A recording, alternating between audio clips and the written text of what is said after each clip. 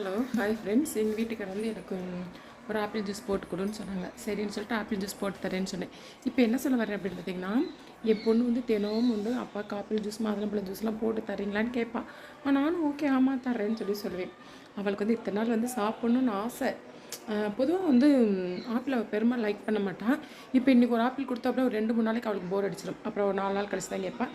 நான் வந்து எங்கள் வீட்டுக்காரை பார்க்குற ஒரு இதில் என் பொண்ணு வந்து ஆப்பிள் அவளுக்கும் ஒன்று கொடுப்போம் அப்படிங்கிறத மறந்துட்டேன். இன்றைக்கி என்ன சொல்லிட்டோம் அப்படின்னா, அப்பாவுக்கும் ஆப்பிள் ஜூஸ் மாதுளை ஜூஸ் போட்டு கொடுத்துட்ருக்கீங்க, எனக்கும் ஒரு ஆப்பிள் வாஷ் பண்ணி கட் பண்ணி கொடுங்கம்மா சொல்கிறா. சரி ஓகேன்னு சொல்லியிருக்கிறேன். இதுதான் என்ன சொல்லுவாங்க பார்த்தீங்கன்னா, ஹாஸ்பிட்டல்லாம் பார்த்தீங்கன்னா பெட்டில் இருக்கிறவங்கள வந்து பார்க்க வர்றங்க அந்த மாதிரி ரிலேட்டிவ்ஸ் எல்லாமே என்ன பார்த்தீங்கன்னா ஃப்ரூட்ஸ் வாங்கிட்டு வராங்க. அதை கூட பார்த்துக்கிட்டு இருக்காங்க பார்த்தீங்களா, அவங்க நிறைய சாப்பிடுவாங்க, அவங்க கொஞ்சம் எனர்ஜி ஏற்றிப்பாங்க.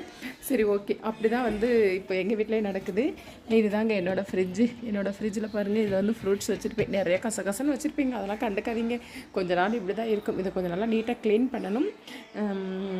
க்ளீன் பண்ணவே முடியலை, மாறி மாறி ஒர்க் இருக்கிறதுனால பாருங்கள், பூரா சருகு பேப்பர் அப்படி இப்படின்னு எடுத்து வச்சுருக்கேன். ஓகே, இப்போ என்ன சொல்ல வர்றேன் அப்படின்னா, அதனால் வந்து சரி ஓகே, பொண்ணு கேட்டேன். நானே மறந்து ஐயோ அப்போ நம்ம பொண்ணுக்கு ஆப்பிள் பழம் சாப்பிட்ணும் ஆசையாக இருக்குது போல இருக்குது அப்படிங்கிறது எனக்கே இப்போ தான் ஃபீல் ஆகுது. என்ன சொல்ல வர்றேன் அப்படின்னு பார்த்தீங்கன்னா, ஓகே குழந்தைக்கு தானே, நம்மளும் குழந்தையெல்லாம் சாப்பிட்ருப்போம். ஆனால் எனக்கு பார்த்திங்கன்னா இந்த ஆப்பிள் பழத்தை காட்டிலும் இது வந்து பார்த்திங்கன்னா வசதியானவங்க சாப்பிட்ற ஃப்ரூட்ஸ். ஏன்னா நான் வந்து வளர்ப்பெல்லாம் ஏழ்மையில் தாங்க வளர்ந்தேன். சரிங்களா, இப்போ கல்யாணம் முடிச்சதுக்கப்புறம் ஓகே ஜஸ்ட் கொஞ்சம் பரவாயில்லை. இந்த பழங்கள்லாம் பார்த்திங்கன்னா பெரும்பாலும் ஏழைகள்லாம் ஒரு பழம் 2 பழம் வாங்கி சாப்பிட்றது ரொம்ப அபூர்வம். சரிங்களா, ஆனால் இதே சத்து பார்த்திங்கன்னா நெல்லிக்காயில் இருக்குது. ஒரு நெல்லிக்காய் சாப்பிட்டா எப்படி ஒரு சொட்டு ரத்தம் ஊறுமோ அதே மாதிரி இந்த ஒரு ஆப்பிள்லேயும் ஊறும். இந்த ஆப்பிளில் இருக்கிற அதே சத்து தான் நெல்லிக்காயிலும் இருக்குது, நெல்லிக்காயில் இருக்கிற அதே சத்து தான் ஆப்பிள்லேயும் இருக்குது. சரிங்களா, ஆனால் என்ன நெல்லிக்காய் வந்து கொஞ்சம் டேஸ்ட் இருக்காது, ஒரு புளிப்பு துவப்பு கசப்பு இதெல்லாம் சேர்ந்துருக்கும்.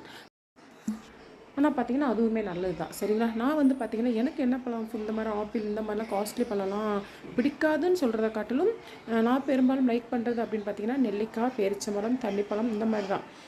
இதுதான் நான் வந்து இதே ஒரு கிலோ ஆப்பிள் வந்து பார்த்திங்கன்னா 200 இருக்கும். மாவு ஆப்பிள் இந்த மாதிரி ஆப்பிள் கொஞ்சம் காஸ்ட்லியாகவும் இருக்கும்.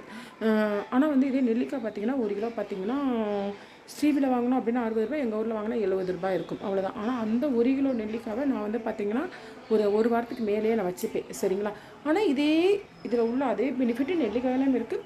ஒரு சிலருக்கு சைனஸ் ப்ராப்ளம் இருக்கிறவங்க அந்த நெல்லிக்காய் புளிப்பு தன்மை சுவை இருக்கிறதுனால சேராது. ஓகே, அது வேறு விஷயம். எனக்கு வந்து பார்த்திங்கன்னா அந்த மாதிரி ஃப்ரூட்ஸ் தாங்க பிடிக்கும்.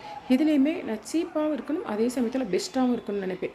அது ட்ரெஸ் ஆகட்டும், நகையாகட்டும், என்ன பொருளாக இருக்கட்டும், சீப் அண்ட் பெஸ்ட்டாக, அதாவது சீப்பாக இருக்கிறதுக்காட்டி கெட்டு போனதோ இல்லை ரொம்ப அப்படியே சாப்பிட மாட்டேன். அதில் சீப்புலேயே பெஸ்ட்டு இருக்கும், கட்டாயம் இருக்க தான் செய்யும். சரிங்களா, நம்ம போய் ஒரு ஜவுளி கடையில் போய் ஒரு ஜவுளி போத்தீஸில் போய் எடுக்கிறோம் அப்படின்னா ஒரு சேரீ வந்து 1000 ரூபா அப்படின்னா அதே சேரீ வந்து பார்த்திங்கன்னா ஃப்ளாட் பாறை கடைகளில் எடுத்தோம் அப்படின்னா நம்மளுக்கு விலை கம்மியாக கிடைக்கும்.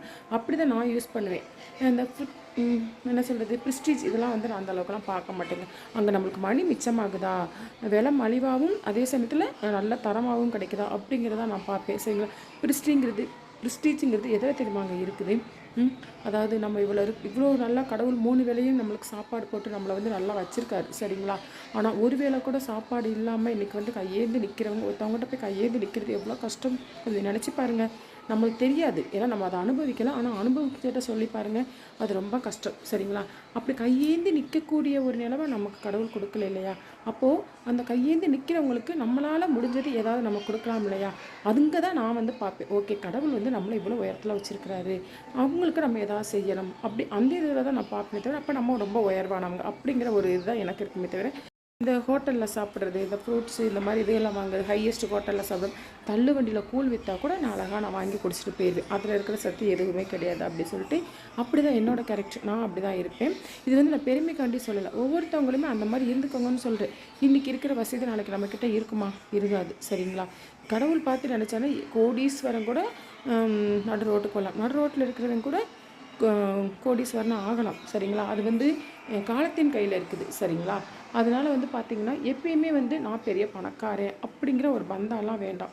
இன்றைக்கும் பார்த்திங்கன்னா நான் சைக்கிளில் வந்து எனக்கு அந்த சைக்கிள் எடுத்து பார்த்திங்கன்னா என் பொண்ணு வந்து ஃப்ரீகேஜி சேர்க்குறப்போ அந்த சைக்கிள் எடுத்து கொடுத்தது. கிட்டத்தட்ட இப்போ என் பொண்ணுக்கு 14 வயசு 15 வயசு ஆக போகுது.